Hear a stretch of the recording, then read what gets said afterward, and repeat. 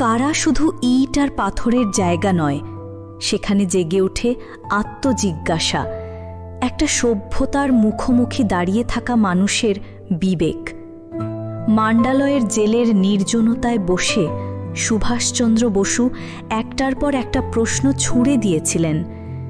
এই সমাজ কি শুধুই অপরাধীকে শাস্তি দিতে চায়, না তাকে মানুষ হিসেবেও দেখতে পারে?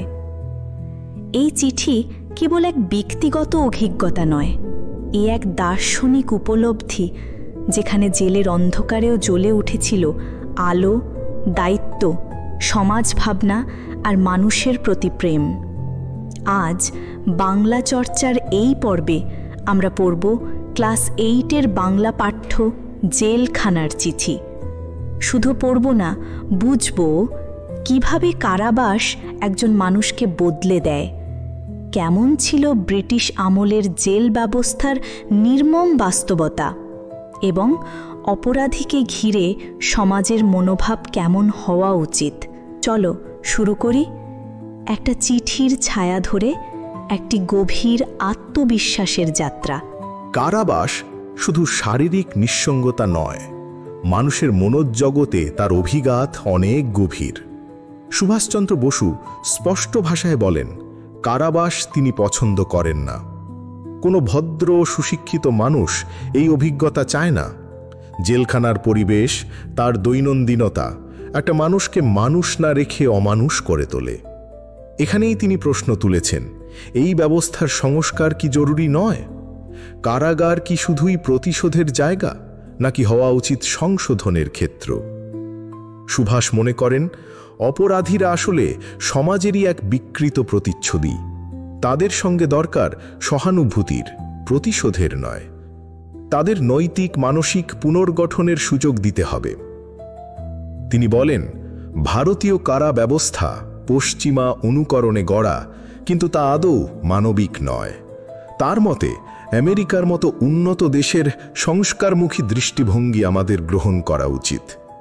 এটা ছিল তার দার্শনিক সমাজ ভাবনা, অপরাধীদের মানুষ হিসেবে দেখা, তাদের প্রতি দয়া নয়, দায়িত্ববোধ। জেলের নির্জনতা যেন তাকে জীবনের গভীরতম প্রশ্নগুলির মুখোমুখি দাঁড় করায়। দর্শনের পাঠ, জীবনের অভিজ্ঞতা সব মিলিয়ে যেন সুভাষ এখানে পৌঁছেছেন আত্ম অন্বেষণের এক নতুন স্তরে।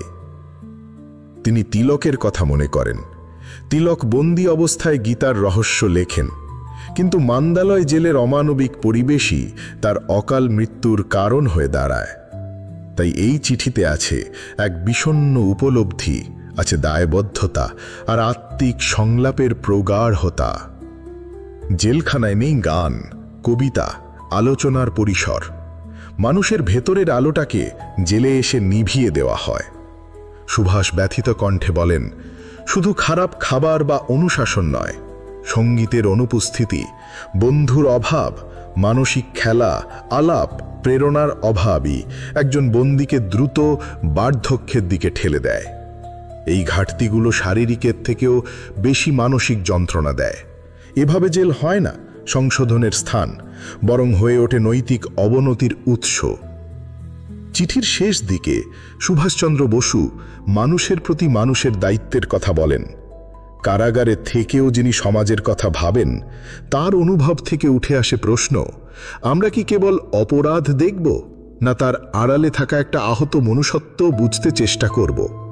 তার এই অভিজ্ঞতা আর উপলব্ধির কথা শুধু ইতিহাস নয়, আমাদের শিক্ষার, সমাজ চিন্তার, এমনকি নীতিনৈতিকতার পাঠও।